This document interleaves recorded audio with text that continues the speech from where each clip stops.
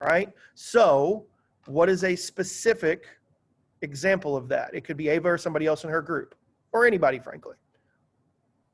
So, I saw that women were at the bottom of the Confucian hierarchy and how they had to be obedient to the men in the hierarchy pretty much. So that's why I kind of related it to the cultural aspects. Good. That's a better explanation. All right. This is not hard stuff. Like I said, I don't think anybody read this and was like, whoa, mind blowing. But these are the kind of questions you're going to have, and you've got to take the sources you have and try to reference them. So can I get a specific example from someone from either document of what these two ladies were just talking about? Anybody? What's something specific? Because if you remember our short answer overview, claim, which is your argument, y'all just made one. Evidence, you made some good connections to prior knowledge, but I need a connection from the document. So a passage, a line, somebody points something out to me, and then we explain it. And y'all kind of already did the explanation, but you need that evidence. So give me something from the source that connects. It's almost like this activity is practice for what we need to do. What do you know?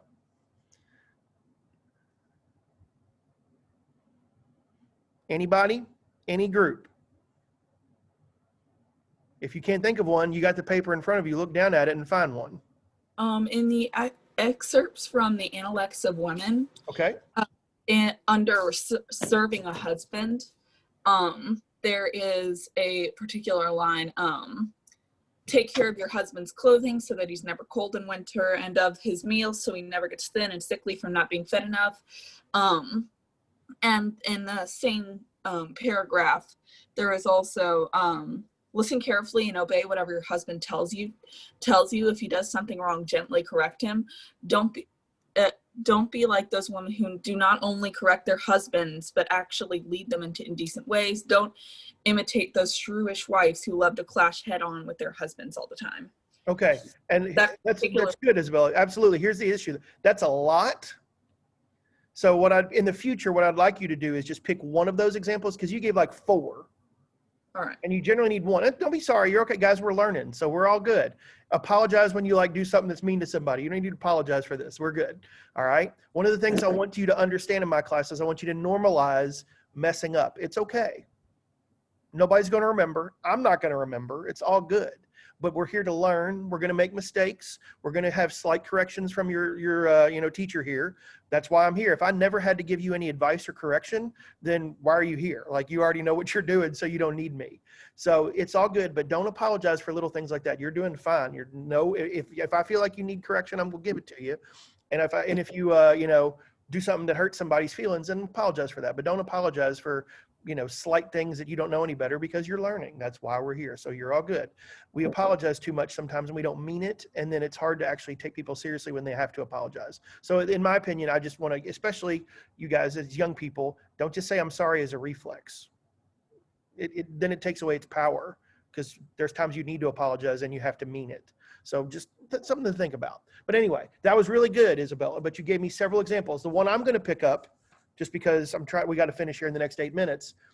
It says, you mentioned several of them, like take care of your husband's clothing. It's all about what the wife should do for the husband. Now, maybe there's a passage that says the opposite is true for the husband to do for the wife, but we don't see that. All we can judge is what we see in front of us. So based on the evidence we have, and remember, when you are writing about history, you don't know all of history. I don't know all of history. All you can base off of is what you see. So based on what we see, clearly which gender is considered superior in period 1 China? Men. Okay? And all the evidence we have, and what I would do is take one of Isabella's examples there and write that and say, it doesn't say the opposite is true for a husband to do for his wife. So that is an example of patriarchy. It's expected the woman is serving the husband, and there's no mention of the opposite. That's how you take this information and explain it. So it's claim your argument, which we heard Ava and Hannah both give that. Isabella provided several examples of evidence, and then I need you to explain that. How does that evidence support the claim? If y'all do that, you're going to crush this sucker. because that's all you're doing in this class. Taking the evidence you have, making an argument with it, and explaining how that evidence supports that argument. If you can do that, you're going to be awesome in here. And frankly, that's what you're going to need to do. I don't care what profession you pick. A lot of times what you're doing is making arguments and saying why you should do what you're doing. Right? If you're in a business, if you own a business or work for a business, you're trying to get people to use that business. You're making an argument. You're trying to support why you have the best whatever. All right, good. How about number 2? Number 2, may I have someone from group 1? Someone from group 1, please. Can y'all share an example you had for number 2? So if we look under the instructing sons and daughters of the Analects for women, we see that there's a little thing that says daughters should remain behind in the women's quarters and should not be allowed to go out very often, and teach them sewing, cooking, and etiquette. So they're kind of expected to stay at home and not go outside as often. Okay, good. That's an example of the so women are expected to stay at home and not be outside as often. Great, Drew. And again, that is not the most profound explanation I've ever heard, but that is an appropriate answer when you're in a hurry on a test as a 15-year-old student. A lot of times what gets my students in trouble is you try to explain things really fancy and you do not need to. It's not expected that you will, because this whole thing is a hustle. So very good, Drew. Thank you, sir. All right. Anything else to add, or is that pretty, I mean, the answer is women are treated worse and you just need to have evidence of that. So again, pretty straightforward stuff. And then finally, number 3. What do they tell us about these Chinese dynasties? Sung is where we start. That's kind of one of the most famous, most powerful. The other day I told you it was a golden age, a time of great accomplishment for the Chinese. However, how are we treating women during this time of great cultural and military and economic expansion? How about somebody from group 6? Group 6, please. That's me. There's For number 2, we said we're at number 3. Oh, number 3. I'm sorry. Yes, ma'am. We said that these these 2 documents kind of both show that, in at least from what we're looking at, Tang and Song China, they were especially oppressive to women, and potentially in a more so than another dynasty. Okay. What's your and- evidence of that?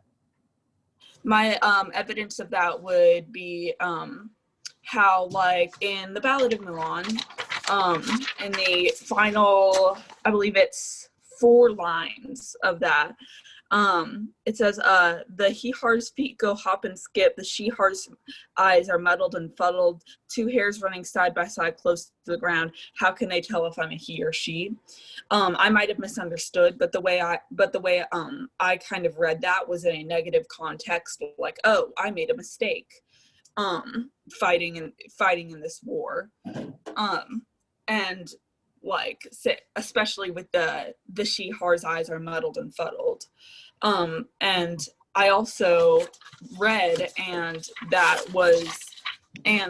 particular text was put in a song and was put in a source called the Music Bureau Collection, which I might be wrong, but seems like a government agency, which could have been kind of like a form of propaganda by saying, look at this text. Ooh, I like. Very good. And here's the thing. Isabella said twice, I'm not sure, but you're rarely going to be sure. You are making educated guesses based upon what you read. So she did exactly right. And on occasion, you may be wrong, but here's the best thing about history class. It's interpretive. The person that wrote this is dead. We have no idea and no way to know for sure what they actually meant. So you are making an educated guess based on what you think they meant. And as long as it is reasonable, I will give you credit. I agree with you on the interpretation of the last 4 lines with the muddled and fuddled. That's not a compliment. So it seems to be as a negative as well. Or it could also be, if it's government propaganda, would the government want to encourage more women to pretend they're men and fight in battles? No, we don't want that if we're the government. So therefore, we're going to discourage that. So I think that's a good interpretation. There could be others, but yeah, I'm in it. So the cartoon and then the live action Mulan tell the broad story. Young woman pretends to be a man to fight in battle because it's required and no one in her family can do it. Her father's old and sick and all that good stuff. And so that's the broad story. Now the details, well, you know, whatever. But the broad story is accurate. Okay. So y'all did a good job. I hope we had some good discussions. This is what we do in here. We look at information from a long time ago often. We try to figure out what it means, and then we try to use it to answer questions. If you can do that, you're going to kick butt in here. You really are. And if right now that's not your strength, that's okay. Again, we're running a marathon, which is 26.2 miles. We're on mile 1.5. We got a long way to go, and here's a promise as you go into your weekend. Everybody in this class, if they put in the work, will get better. I promise you that. I don't know if you're going to pass the test or not. Maybe you won't be ready this May, but you will be a better student, a better interpreter and a better arguer than you are now in May if you'll put in the work and show up and do what I ask you to do. Okay, and how do I know that? 16 years of experience. Okay, and that's my goal. If you pass a test, awesome. I want everybody to be better in May than they are today. And if you'll stick with me and do what I ask you to do and show up for live instruction on time, you'll get better. Okay, thank y'all. That was very nice. I appreciate your work today. Y'all